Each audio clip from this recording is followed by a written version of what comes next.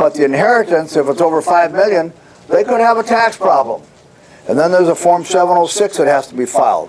But typically, we do not have a problem with that issue. But you just remember the stepped-up basis, they get a brand new, fresh start in value based on the time of the death of the decedent. I had a client in my office last week that said her accountant told her that they only had they had to do it within 1 year. I said, when's the last time that guy took a class? Okay? Because that law has been around since 1954, before I even started. So these are not new rules. The stepped-up basis is not new. Yes, sir? The step-up cost, the simple example is our husband and wife, they were on the house. So the new value is going to be in the Well, let's say it was in the husband's name. I would say both names. Both names. Okay, that's fine. Both names are going to get us. California's a community property state. So you get a full step-up basis for both of them. Both of them. Yeah. That law changed in 1985. It used to be only if one person was on it, the other one didn't get a full step-up basis. But now, because it's community property state, 1985, they got a full stepped-up basis on all their properties. I had a client that passed away and left 25 properties to his wife. She had to file a gift tax. She had to file an inheritance tax form. I think she paid about $5,000 in taxes, but she got a lot of property. All stepped-up basis, could start selling them, put all the cash in her pocket because she had no gain, no taxable gain of any kind. Okay? Any other questions on that? Because that's a real important issue. Don't let your clients put the kids on title. Don't let them put the kids on title. Unless you're pissed off at your kid and you want to get even with them, then put them on title. Because that way, when you die, they pay full boat taxes because they're on title. So if you want to help them out, don't put them on title. Get a trust. That's what you need to have. You need to have a trust. If your clients don't have somebody to put as a beneficiary, okay, there I am. Okay? Earl? Yeah, Lydia. If it's held in trust, does the property, and it's going to be sold, does it need to be sold within 2 years? No. No. Doesn't have to be sold at any time. No time limit on how long you have to sell the property after someone dies, and it's in a trust. A trust there's no downsides to a trust. Anybody that owns property and has kids should have a trust. There are no downsides to it. A trust avoids probate. And probate in the state of California is heavy duty. It's a lot of money. So you want to avoid probate, you set up a trust so that your kids can inherit the property. You don't want to gift it to them. If it's a gift and the person didn't have let's say you just gave it to your kid. The basis to them is the same as it was to you. In other words, they got to take the depreciation if it's rental property and so forth. Then they're going to have a big tax burden. Put it in a trust.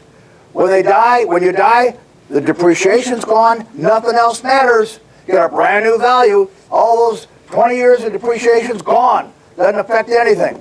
Okay? There are no downsides to a trust, and that's what you have to do to help your client to move property around. They have to have it in a trust. I had a client the other day that had all their property in trust except the primary residence.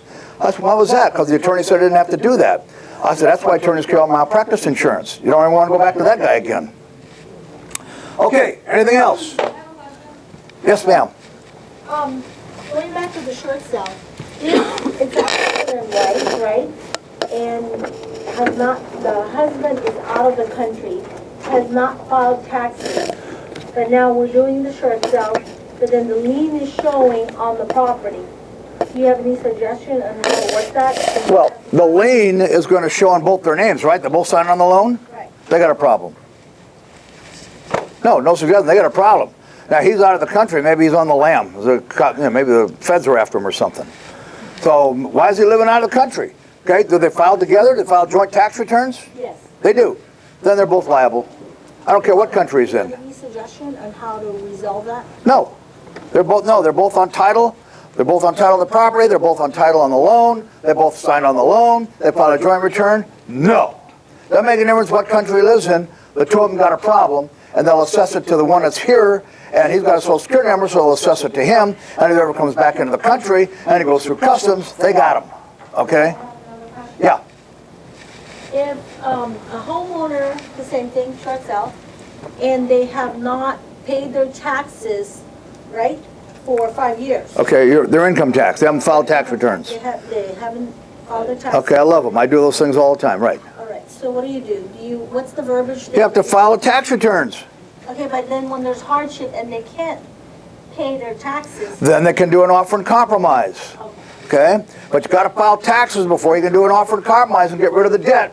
Gotta file all tax returns, get them all done. Yes, sir? Going back to that death of the husband, if the house is already in a trust, does that affect that whole stepped-up basis? Nope, not at all.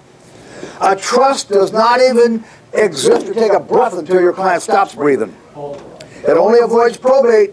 So, and when you have property in a trust and you want to refinance it, you know you got to take it out of the trust and put it in your name. Then you refinance it and you put it back in the trust. Lenders won't loan anything to a trust because it doesn't even exist.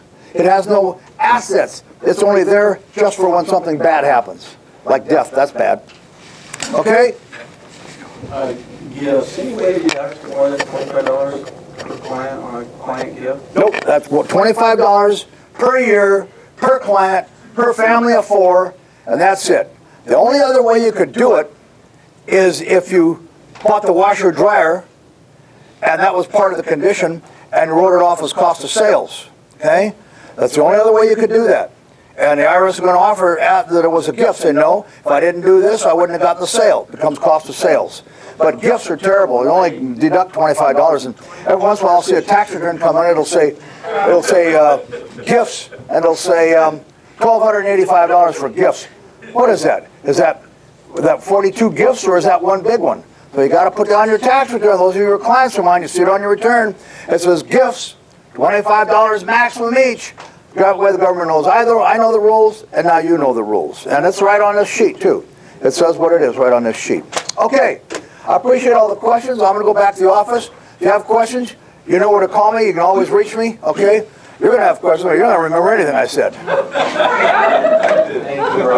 And you didn't write anything down. You don't even have a piece of paper in front of you. Oh, right. You got, what, recorded it all? You got to have fun with somebody. You got to pick on somebody. Okay, thank you very much. Make some money this year.